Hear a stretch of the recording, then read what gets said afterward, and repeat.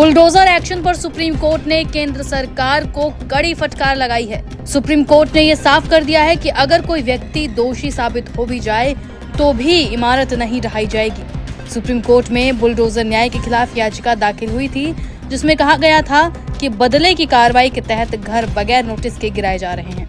मध्य प्रदेश के मोहम्मद हुसैन और राजस्थान के राशिद खान की तरफ से याचिका दाखिल की गई थी। इस पर जस्टिस BR गवई और जस्टिस KV विश्वनाथन की बेंच सुनवाई कर रही थी। मीडिया रिपोर्ट्स के मुताबिक अदालत ने कहा, कोई आरोपी है सिर्फ इसलिए एक घर को कैसे गिराया जा सकता है?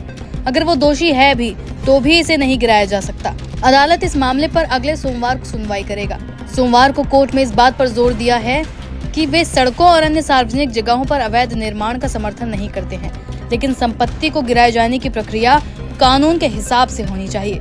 सॉलिसिटर जनरल तुषार मेहता ने कोर्ट को बताया कि किसी की भी संपत्ति सिर्फ इसलिए नहीं ढहाई जाती क्योंकि वो किसी आपराधिक केस में शामिल हो या दोषी से जुड़ा हो। उन्होंने कहा कि ऐसा तब होता है जब ढांचा गैर कानूनी हो।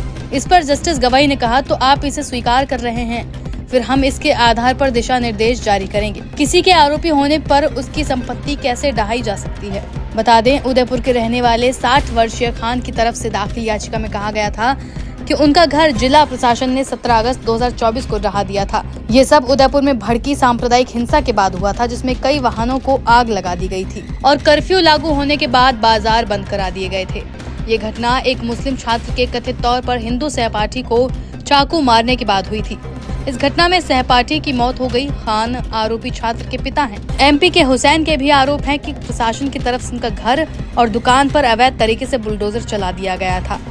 निश्चित तौर पर सभी लोगों को संविधान का पालन करना चाहिए, चाहे वो सरकार हो चाहे आम जनता हो। अब किसी के घर को कोई जो है बुलडोजर से ढा देगा तो ये उचित नहीं है। जो भी है न्यायपालिका है, न्यायपालिका के तहत जो है न्याय का अधिकार से किसी को वंचित नहीं किया जा सकता है।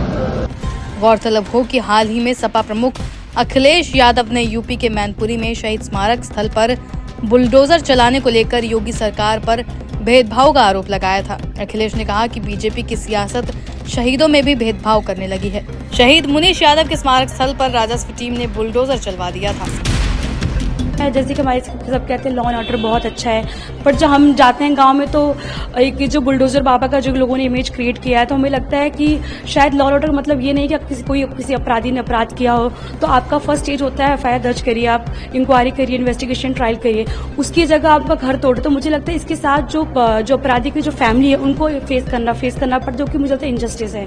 अगर आपको लॉ एंड ऑर्डर अपने बारे में पढ़ा होगा तो आपका एक होता है कि बस कानून है, CRPC IPC, आप उसको फॉलो करना है। पर यूपी में आजकल क्या हो रहा है, कोई भी अपराधी कुछ अपराध करके घर तोड़े जा रहे हैं, जो कि मुझे लगता है इनजस्टिस उनके